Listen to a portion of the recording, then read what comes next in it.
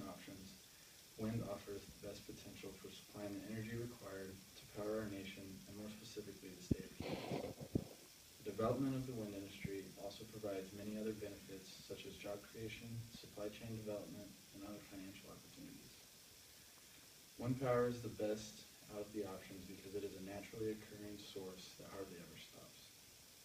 Capturing solar energy requires expensive light-sensitive cells, and there are many days when the sun does not come out at all. Water is limited by the amount of rainfall in the area, and even then, only certain areas see the benefits of a hydroelectric plant. Geothermal is a good option for heating and cooling homes, but current technology could not capture enough energy to power an entire city. From what I've read, nuclear is the next best option as an alternative power source. Over the past few decades, there have been many advancements in the safety measures inside of these power plants. The waste and emissions generated by these plants is minimal when compared to that of coal and oil. The major downside to nuclear is the amount of radioactive waste that stays active for thousands of years. Keeping this waste safe for that long is a daunting task. A terrorist attack with its deadly waste would quickly outweigh any good that nuclear energy had done. Harnessing wind power is not a brand new technology either. Windmills have been used for hundreds of years to draw water out of wells into ground grain. The blades on a wind turbine are shaped like an airplane wing. As wind flows over the blade, a low pressure pocket of air is created on the backside that draws the blade toward it. This creates the movement of the blades that then turn a shaft in the generator to create electricity. These wind turbines can be used to cut costs by individual homeowners by hooking them up to their house, or there are also utility-sized wind turbines that are built in close proximity to each other called wind farms or wind projects. Utility companies build these to provide power to their consumers. Wind power does not produce any emissions, and it also doesn't use any water. According to the American Wind Energy Association, they estimate that the state of Kansas saves over 2 billion gallons of water and doesn't emit 5.6 metric tons of carbon dioxide into the atmosphere. This is equivalent of taking almost 1 million cars off the road annually. The state of Kansas ranks second in the nation for wind potential at 950,000 megawatts. This means that wind power in the state has the potential of producing up to 90 times the amount of energy that the state currently uses. As of right now, Kansas has 1,729 wind turbines and a total of 25 wind projects that produce a total of 2,900 megawatts of power. In 2013, 19.4% of Kansas's electricity was provided by wind, and in 2012, they experienced 113% growth in wind energy. Wind turbines also have one of the quickest break-even points on the market, in which they pay for themselves in about 3 to 8 months.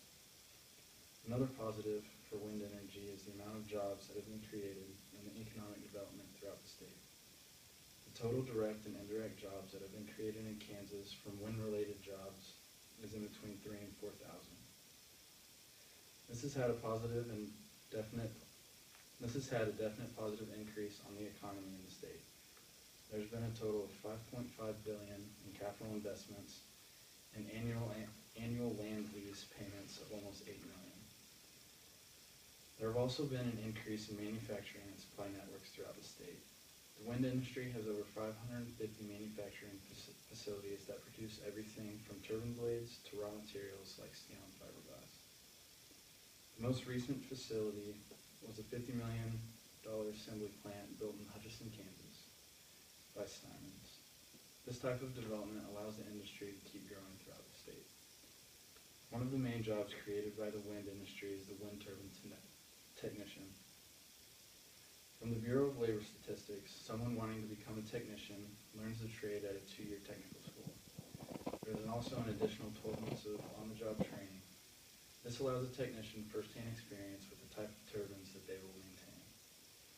There are also apprenticeship opportunities through unions and individual contractors. The type of skills needed are first aid, CPR training, electrical and hydraulic maintenance, computer control systems, mechanical systems, and physical fitness. The turbines are at least 260 feet high, and a lot of the maintenance is in small and hard to get to areas. This position has brought several good-paying jobs to many parts of the state. There is also a large following for wind energy in the do-it-yourself community. I found many tutorials and step-by-step instructions on how to build your own wind turbines. I found options for both portable ones to take camping and also larger ones that can help cut costs in your own home. The basics for what is needed are blade material, a housing, a swivel so it can move with the wind, a generator, and a tower. There are also many options that include building your own coil and using certain types of bearings to reduce friction. Websites and blog pages have really helped this portion of the wind power industry. Although wind energy is the best alternative energy source, there are also a couple of downsides. Although safety is huge inside the industry, there are some controversial numbers on how many turbines actually catch fire each year. The industry reports that only about 10 a year actually catch on fire, while a study backed by Imperial College shows that the real number that catch on fire is in between 100 and 120 each year. This was reported by Emily Godson, who's a writer for Telegraph. Although most wind farms are located in rural areas, this does pose a potential problem to the environment and the surrounding areas. Another downside to wind energy is the effects that the wind farms have on the migratory patterns of birds and bats. The Natural Resource Defense Council says that the giant turbines have had a negative impact on bird and bat populations due to their massive size and height. This has raised a significant awareness to the placement of wind farms. There are also some projects in development now to hopefully reduce the impact the turbines have on the birds and bats. Either way, I do think that awareness to this issue being raised this early in the wind energy development is a promising sign for the industry.